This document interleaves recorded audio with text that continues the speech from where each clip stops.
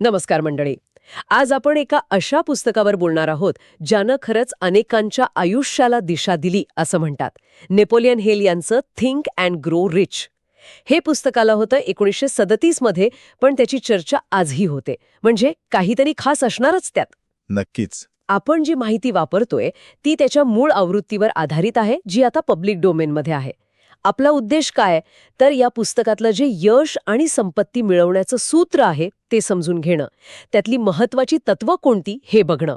अगदी. आणि पुस्तकाचा मूळ विचार तो खूप प्रभावी आहे की आपले विचार ते वस्तूंमध्ये म्हणजे वास्तवात बदलू शकतात. पण नुसते विचार करून नाही, त्यासाठी तीव्र इच्छा पाहिजे, म्हणजे एकदम बर्निंग डिझायर. मग दृढ विश्वास म्हणजे फेथ, चिकाटी हवी, पर्सिस्टन्स आणि योग्य नियोजन, प्लॅनिंग, हे सगळं लागतं. बरोबर. सुरुवात इच्छेपासून करूया. पहिलं तत्व निश्चित आणि तीव्र इच्छा म्हणजे काय नक्की? म्हणजे तुम्हाला काय हवंय हे अगदी नेमकं माहीत पाहिजे. फक्त श्रीमंत व्हायचंय असं नाही. अस्पष्ट नाही. अजिबात नाही. किती पैसे हवेत, कधीपर्यंत, त्यासाठी तुम्ही काय द्यायला तयार आहात, तुमची योजना काय, हे सगळं ठरवावं लागतं, लिहून काढावं लागतं. याचं उदाहरण आहे पुस्तकात एडविन सी बार्न्सचं. हो, उत्तम उदाहरण आहे ते. त्याला थॉमस एडिसन सोबत काम करायचं होतं. त्याच्यासाठी नाही, तर त्याच्या सोबत. बरोबर. ही जी इच्छा होती ना त्याची, ती इतकी जबरदस्त होती की पैसे नसताना तो मालगाडीने निघाला. विचार करा, फक्त इच्छाशक्तीवर. हो. आणि एडिसनच्या ऑफिसमध्ये पोचला. ओळख नाही, पाळख नाही, फक्त चेहऱ्यावर एक निश्चय होता. ही फक्त इच्छा नव्हती, ही वेडी जिद्द होती. म्हणजे ही इच्छा सामान्य मला हवंयपेक्षा खूप वेगळी आहे. हो हो. हिल याला बर्निंग डिझायर म्हणतात. म्हणजे जी इच्छा तुम्हाला स्वस्थ बसू देत नाही, सतत डोक्यात असते. जसं त्या योद्ध्याचं उदाहरण दिलंय. अगदी. शत्रूच्या भूमीवर उतरल्यावर स्वतःची जहाजं जाळून टाकली. आता पर्याय काय? एक तर जिंका, नाही तर मरा. बापरे, म्हणजे परतीचे सगळे मार्ग बंद. हो. ध्येयावर इतकी निष्ठा हवी, अशी तीव्र इच्छा असेल तरच पुढची पायरी येते. आणि ती पुढची पायरी म्हणजे श्रद्धा किंवा फेथ. तीव्र इच्छा आहे, पण ती पूर्ण होईल यावर विश्वास नसेल तर गाडी पुढे सरकणार नाही. श्रद्धा म्हणजे काय? तर स्वतःवर आणि आपल्या ध्येयाच्या शक्यतेवर पूर्ण विश्वास. हिल तर म्हणतात की श्रद्धा ही मनाची एक अवस्था आहे, जी निर्माण करता येते. हो, स्वयंसूचनेद्वारे, म्हणजे ऑटो सजेशन. स्वतःच्या मनाला सतत सकारात्मक सूचना देऊन हा विश्वास वाढवता येतो. खरं तर हिल म्हणतात अपयशावर हा एकमेव उपाय आहे. त्यांनी स्वतःच्या मुलाचं उदाहरण दिलं यात, नाही का, बहिरपणाबद्दलचं. हो, ते खूप हृदयस्पर्शी आहे. डॉक्टरांनी सांगितलं होतं की त्यांचा मुलगा कधीच ऐकू शकणार नाही, पण त्यांनी ते स्वीकारलं नाही. त्यांनी विश्वास ठेवला की तो ऐकू शकेल. अगदी मनात तो ठाम निश्चय केला आणि मुलाच्या मनातही तोच विश्वास जागवला. सतत त्याला सांगितलं, कल्पना करायला लावली की तो ऐकू शकतोय. आणि मग अनेक वर्षांनी त्याला ऐकू यायला लागलं. एका विशिष्ट उपकरणाच्या मदतीने. हो पण त्यामागे लेखकाची जी अढळ श्रद्धा होती ना, हो. ती महत्वाची. श्रद्धा म्हणजे काय? तर तुमच्या विचारांना भावनांची जोड देणं. ती भावना मग सुप्त मनापर्यंत पोहोचते. म्हणजे इच्छा आणि श्रद्धा या दोन गोष्टी झाल्या. पण प्रवास सोपा नसतो. म्हणजे अपयश येतं, अडथळे येतातच. आणि तिथेच तिसरं तत्व लागतं, चिकाटी, पर्सिस्टन्स. हार नाही मानायची, प्रयत्न करत राहायचा. याचं पण एक जबरदस्त उदाहरण आहे R.U. डार्बीचं 3 feet from gold. हो, ते तर क्लासिक आहे. हो. डार्बी आणि त्याचे काका सोन्याच्या शोधात होते. त्यांनी खाण घेतली, मशीन आणली, थोडं सोनं मिळालं, पण मग सोनं दिसेनासं झालं. आणि त्यांनी काय केलं? धीर सोडला, कंटाळले आणि सगळं विकून टाकलं. हो, मशीन भंगारात विकली आणि खाण पण दुसऱ्याला दिली. आणि मग काय झालं? ज्याने ती खाण घेतली ना, त्याने फक्त एका इंजिनियरला बोलावून तपासलं. आणि इंजिनियर म्हणाला, अरे हे लोक जिथे थांबले तिथून फक्त 3 फूट खाली सोन्याची मुख्य शीर आहे. काय सांगताय? फक्त 3 फूट? हो, त्याने खोदकाम केलं आणि त्याला करोडोंचं सोनं मिळालं. डार्बी आयुष्यभर हे विसरला नाही. पण त्याने यातून धडा घेतला ना? नक्कीच. तो नंतर विमा विक्री व्यवसायात खूप यशस्वी झाला. का? कारण त्याने ठरवलं, मी सोन्यापासून 3 फूट दूर थांबलो होतो, पण आता कोणी नाही म्हटलं म्हणून मी थांबणार नाही. ही आहे चिकाटी. हेनरी फोर्डचं पण उदाहरण आहे. V8 इंजिन बनवतानाची चिकाटी. मार्शल फील्ड, फेनी हर्स्ट, अनेक उदाहरणं आहेत. हो, चिकाटी ही सवयीने येते, पण तिला आधार लागतो. निश्चित ध्येय हवं, तीव्र इच्छा हवी, आत्मविश्वास लागतो आणि सुस्पष्ट योजना लागते. अच्छा, म्हणजे नुसतं चिकाटीने धडपडणं नाही. नाही, दिशाहीन चिकाटीचा उपयोग नाही. इथेच येतं पुढचं तत्व, संघटित नियोजन, ऑर्गनाइज्ड प्लॅनिंग. इच्छा आहे, श्रद्धा आहे, चिकाटी आहे, पण जायचं कसं? प्लॅन काय? बरोबर. आणि इथे हिल एका महत्वाच्या कल्पनेबद्दल बोलतात, मास्टर माइंड गट. मास्टर माइंड म्हणजे काय? हुशार लोकांचा गट? फक्त हुशार नाही, तर 2 किंवा अधिक लोक जे एका निश्चित ध्येयासाठी एकत्र येतात. त्यांच्यात पूर्ण सुसंवाद असतो आणि ते आपलं ज्ञान, अनुभव, प्रयत्न एकत्र करतात. ओके. यातून काय होतं तर एक एकत्रित बुद्धी तयार होते, एक शक्ती निर्माण होते, जी त्या गटातल्या कोणत्याही एका व्यक्तीच्या बुद्धीपेक्षा खूप मोठी असते. जसं बॅटऱ्या एकत्र केल्यावर जास्त पॉवर मिळते तसं? अगदी तेच. अनेक मेंदू जेव्हा एका ध्येयासाठी सुसंवादाने काम करतात, तेव्हा विचारांची एक मोठी शक्ती तयार होते. याला मास्टरमाइंड अलायन्स म्हणतात. म्हणजे मोठं यश एकट्याने मिळवणं कठीण आहे, टीम लागते. बहुतेक वेळा हो. कोणतीही मोठी संपत्ती बघा किंवा मोठं यश, ते सहसा एका व्यक्तीचं काम नसतं. अनेकांचं एकत्रित ज्ञान आणि प्रयत्न असतात त्यात. हेनरी फोर्डने पण असं केलं होतं. हो, फोर्ड, एडिसन, बँक, फायरस्टोन या सगळ्यांचा एक मास्टरमाइंड गट होता. ते एकमेकांच्या विचारातून शिकायचे, मदत करायचे. आणि नियोजनाबद्दल काय? प्लॅनिंग? प्लॅनिंग महत्वाचं. योजना तयार करावी लागते. आणि सगळ्यात महत्वाचं, जर पहिली योजना फसली तर खचून जायचं नाही. अजिबात नाही. लगेच दुसरी योजना बनवायची. अपयशाला तात्पुरतं मानायचं. एडिसनचं उदाहरण घ्या ना. दिवा बनवताना तो 10,000 वेळा अयशस्वी झाला म्हणतात. 10,000 वेळा? हो, पण तो प्रत्येक वेळी काय म्हणाला? मी अयशस्वी नाही झालो, मी फक्त 10,000 असे मार्ग शोधले जे चालत नाहीत. आणि त्याने नवी योजना आखली. हीच नियोजनाची आणि चिकाटीची ताकद आहे. मास्टरमाइंड गटाची मदत इथेही होते, नवी योजना बनवायला. बरोबर. म्हणजे योजना पाहिजे आणि ती बदलण्याची तयारी पण. यासोबतच आणखी एक मुद्दा येतो, विशिष्ट ज्ञान, स्पेशलाइज्ड नॉलेज. नुसतं ज्ञान असून चालत नाही. नाही, सामान्य ज्ञान भरपूर असतं लोकांकडे, पण त्याने संपत्ती मिळत नाही. हिल म्हणतात, ज्ञान ही संभाव्य शक्ती आहे, पोटेन्शियल पॉवर. मग ती खरी शक्ती कधी बनते? जेव्हा ते ज्ञान संघटित केलं जातं आणि एका निश्चित ध्येयासाठी कृती योजनांद्वारे वापरलं जातं, तेव्हा ते शक्ती बनतं. अनेक खूप शिकलेले लोक अयशस्वी का होतात? कारण त्यांना ज्ञानाचा वापर कसा करायचा हेच कळत नाही.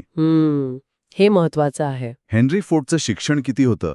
खूप कमी. एडिसनचं पण तसंच. पण त्यांना हे माहीत होतं की आपल्याला जे ज्ञान हवंय ते कुठून मिळवायचं आणि कसं संघटित करायचं. म्हणजे ज्ञान विकत घेता येतं किंवा मिळवता येतं. विशिष्ट ज्ञान हवं आणि ते मिळवण्याचे मार्ग माहीत हवेत.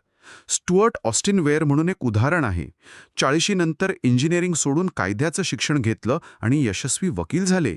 कधीही शिकता येतं. ज्ञानाला कल्पनाशक्तीची जोड लागते का? इमॅजिनेशन हे पण एक तत्व आहे. हो, अत्यंत महत्वाचं. कल्पनाशक्ती म्हणजे काय? तर मनाची कार्यशाळा, जिथे तुमच्या इच्छांना, योजनांना आकार मिळतो. याचे 2 प्रकार सांगितलेत हिलने. हो, एक आहे सिंथेटिक कल्पनाशक्ती. म्हणजे काय? तर जुन्या कल्पना, संकल्पना, योजना यांना एकत्र करून नवीन काहीतरी बनवणं.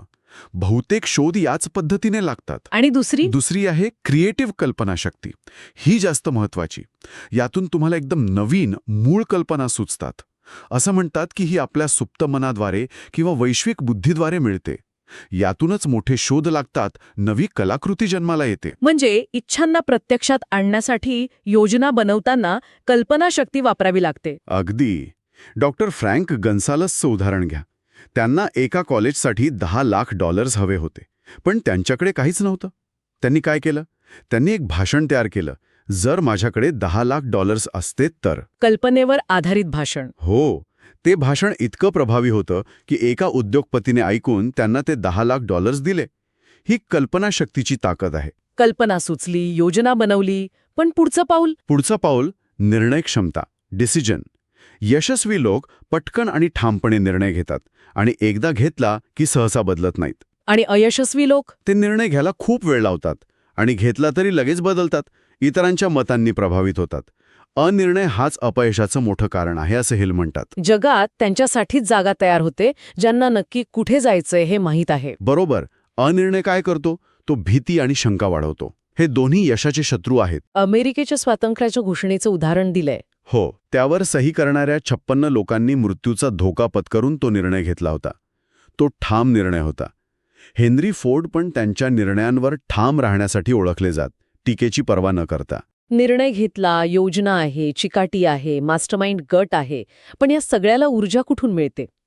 इथे एक जरा वेगळं तत्व येतं, लैंगिक ऊर्जा रूपांतरण, सेक्स ट्रान्सम्युटेशन.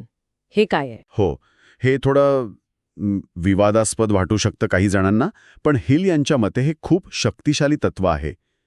त्यांचं म्हणणं आहे की लैंगिक इच्छा ही माणसाची सर्वात तीव्र भावना आहे आणि ही ऊर्जा प्रचंड शक्तिशाली असते. जर या ऊर्जेला फक्त शारीरिक अभिव्यक्तीपुरतं मर्यादित न ठेवता तिचं रूपांतर केलं, म्हणजे तिला एका वेगळ्या उच्च पातळीवरच्या कामात वापरलं, उदाहरणार्थ सर्जनशील काम, व्यवसाय, नेतृत्व, तर असामान्य यश मिळवता येतं. म्हणजे या ऊर्जेला दिशा द्यायची. अगदी तिचं उदात्तीकरण करायचं. हिल म्हणतात की इतिहासातले बहुतेक महान नेते, कलाकार, लेखक, उद्योजक हे अत्यंत विकसित लैंगिक स्वभावाचे होते, पण ते नुसते त्या भावनेच्या आहारी गेले नाहीत, तर त्यांनी त्या ऊर्जेचं रूपांतर करायला शिकले. आणि म्हणूनच 40शी नंतर अनेक लोक जास्त यशस्वी होतात असं त्यांचं म्हणणं आहे. हो, कारण तोपर्यंत ते या ऊर्जेचा अपव्यय करणं कमी करतात आणि तिला विधायक कामात लावायला शिकतात. यात प्रेम, प्रणय आणि लैंगिकता या तिन्ही भावनांचा समतोल महत्वाचा आहे. त्या म्हणतात की पुरुषांच्या यशामागे स्त्रियांची प्रेरणा खूप मोठी असते, कारण पुरुषांमध्ये स्त्रीला प्रभावित करण्याची नैसर्गिक इच्छा असते. ओके, हे एक वेगळा दृष्टिकोन आहे. यानंतर ते सुप्त मनाबद्दल बोलतात. Subconscious mind. हो, सुप्त मन म्हणजे आपल्या भावनांचं घर, आणि ते तर्क करत नाही. ते फक्त तुम्ही जे विचार आणि भावना त्याला द्याल ते स्वीकारतं. म्हणजे सकारात्मक दिलं तर सकारात्मक, नकारात्मक दिलं तर नकारात्मक. अगदी. आणि ते भावनांनी भारलेल्या विचारांना जास्त प्रतिसाद देतं, विशेषतः श्रद्धेने भारलेल्या. म्हणूनच सकारात्मक विचारांना जाणीवपूर्वक भावनांची, विश्वासाची जोड देणं महत्त्वाचं आहे. स्वयंसूचना आणि सवयीने सुप्त मनाला सकारात्मक दिशा देता येते. आपलं मेंदू, ब्रेन पण एका रेडिओ स्टेशनसारखं काम करतं म्हणतात ते. विचार प्रक्षेपित आणि ग्रहण करतो. हो, हिल यांची ती एक कल्पना आहे की आपला मेंदू विचारांची कंपना बाहेर पाठवतो आणि इतरांच्या विचारांची कंपना ग्रहणही करू शकतो. आणि जेव्हा भावना तीव्र असतात, जसं की लैंगिक भावना, तेव्हा मेंदू जास्त उच्च कंपनांवर काम करतो. आणि मग काय होतं? मग तो बाह्य स्रोतांकडून, म्हणजे क्रिएटिव्ह कल्पनाशक्तीकडून किंवा इतरांच्या मेंदूंकडून कल्पना ग्रहण करायला अधिक सक्षम होतो. यातूनच 6वं इंद्रिय, सिक्स्थ सेन्स जागृत होतं म्हणतात, जी प्रतिभा, जीनियस लोकांमध्ये दिसते. म्हणजे इंट्युशन किंवा आतून आवाज येणं. तसंच काहीसं डॉक्टर एल्मर गेट्स म्हणून शास्त्रज्ञ होते. ते अक्षरशः विचारांसाठी बसायचे, सिटिंग फॉर आयडियाज, आणि त्यांना नवीन कल्पना सुचायच्या. हे सगळं खूपच रंजक आहे. पण या सगळ्या प्रवासात एक मोठा अडथळा असतो, ज्याबद्दल आपण आधी थोडं बोललो, भीती. त्यांनी 6 प्रकारच्या भीती सांगितल्या आहेत. हो, भीतीचे 6 राक्षस. हे आपल्या मनात लपलेले शत्रू आहेत. गरिबीची भीती, टीकेची भीती, आजारपणाची भीती, प्रेम गमावण्याची भीती, म्हातारपणाची भीती आणि मृत्यूची भीती. या सगळ्या आपल्या प्रगतीला थांबवतात. नक्कीच. या भीतीमुळेच अनिर्णय येतो, शंका येते, उत्साह मावळतो. आणि गरिबीची भीती सर्वात जास्त नुकसान करते असं ते म्हणतात, कारण ती माणसाला धोका पत्करायला, मोठी स्वप्न बघायला देत नाही. आणि टीकेची भीती, लोक काय म्हणतील. हो, ती पण खूप घातक. ती आपला आत्मविश्वास मारते, कल्पनाशक्ती मारते. आपण काय कपडे घालतो इथपासून ते करिअर निवडण्यापर्यंत अनेक गोष्टींवर या भीतीचा प्रभाव असतो. प्रत्येक भीतीची लक्षणं पण सांगितली आहेत त्यांनी. जसं गरिबीच्या भीतीत अनिर्णय, चिंता, सतत टाळाटाळ करणं. बरोबर. टीकेच्या भीतीत लाजाळूपणा, आत्मविश्वासाचा अभाव, स्वतःच्या चुका लपवणं. आजारपणाच्या भीतीत आरोग्याबद्दल जास्त काळजी करणं, नकारात्मक विचार करणं. बरोबर. प्रेम गमावण्याच्या भीतीत मत्सर, संशय. म्हातारपणाच्या भीतीत असुरक्षित वाटणं, भूतकाळात रमणं. आणि मृत्यूच्या भीतीत जीवनाबद्दल उदासीनता. हो, या सगळ्या भीती कुठेतरी आपल्या मनात असतात, पण त्यावर मात करता येते. कशी? पुन्हा तेच ठाम निर्णय. भीतीचं मूळ अनिर्णय आहे. निर्णय घ्या. मृत्यू अटळ आहे, ते स्वीकारा. म्हातारपण येणार आहे, त्याचा विचार करण्यापेक्षा आज काय करता येईल ते बघा. टीकेची पर्वा करू नका, कारण जे टीका करतात ते सहसा स्वतः काही करत नसतात. गरिबीची चिंता करण्याऐवजी संपत्ती निर्माण करण्याच्या योजनेवर काम करा. म्हणजे पुन्हा विचारांवर आणि कृतीवर लक्ष केंद्रित करायचं. हो, आणि इच्छाशक्ती वापरायची. नकारात्मक विचार आणि लोकांच्या नकारात्मक प्रभावापासून स्वतःला वाचवायचं. तुमचं मन तुमचं आहे, त्यावर नियंत्रण तुमचंच हवं. शेवटी ते स्वविश्लेषण, सेल्फ अनालिसिस आणि सेवेबद्दल बोलतात. स्वतःला ओळखणं महत्वाचं आहे. खूप महत्वाचं. वर्षातून एकदा तरी स्वतःचं प्रामाणिक विश्लेषण करा, असं ते म्हणतात. पुस्तकात त्यांनी 28 प्रश्न दिलेत त्यासाठी. आपल्यात काय उणीवा आहेत, काय चांगले गुण आहेत, आपण कुठे चुकतोय हे समजून घ्यायला हवं, तरच सुधारणा करता येईल. आणि सेवा म्हणजे आपण जे काम करतो किंवा नोकरी, व्यवसाय. हो, त्यासाठी ते QQS फॉर्म्युला सांगतात.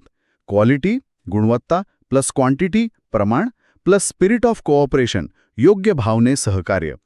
तुम्ही जी सेवा किंवा उत्पादन देता त्याची गुणवत्ता चांगली हवी, ती पुरेशा प्रमाणात द्यायला हवी, आणि सगळ्यात महत्त्वाचं म्हणजे ती चांगल्या भावनेने, सहकार्याच्या वृत्तीने द्यायला हवी. घेण्यापेक्षा देण्यावर भर. अगदी. तुम्ही जे द्याल तेच तुम्हाला परत मिळेल. तुमची किंमत तुम्ही देत असलेल्या सेवेच्या मूल्यावर अवलंबून असते. म्हणजे थिंक अँड ग्रो रिच हे फक्त पैसे कसे कमवायचे हे सांगत नाही. अजिबात नाही. ती एक विचारसरणी आहे, एक मानसिकता घडवण्याबद्दल आहे. निश्चित इच्छा, श्रद्धा, चिकाटी, नियोजन, ज्ञान, कल्पनाशक्ती, निर्णय, मास्टरमाइंड, भावनांवर ताबा आणि भीतीवर मात. ही तत्त्व वापरून कोणतंही ध्येय गाठता येतं, मग ते आर्थिक असो वा इतर कोणतंही. तर आजच्या चर्चेतून आपण या पुस्तकातल्या अनेक महत्वाच्या संकल्पनांना स्पर्श केला. हो, आणि आशा आहे की श्रोत्यांना याचा नक्कीच उपयोग होईल. तर मग श्रोत्यांसाठी जाता जाता एक विचार. आज आपण ज्या तत्वांवर बोललो त्यातलं कोणतं एक तत्व तुम्हाला तुमच्या सध्याच्या एखाद्या ध्येयासाठी किंवा आव्हानासाठी सर्वात महत्वाचं वाटतं? चांगला प्रश्न आहे. आणि ते तत्व लगेच प्रत्यक्षात आणण्यासाठी तुम्ही आज कोणतं एक छोटं पाऊल उचलू शकता? फक्त विचार नाही तर कृती. अगदी. विचारांना कृतीची जोड महत्वाची. धन्यवाद. धन्यवाद.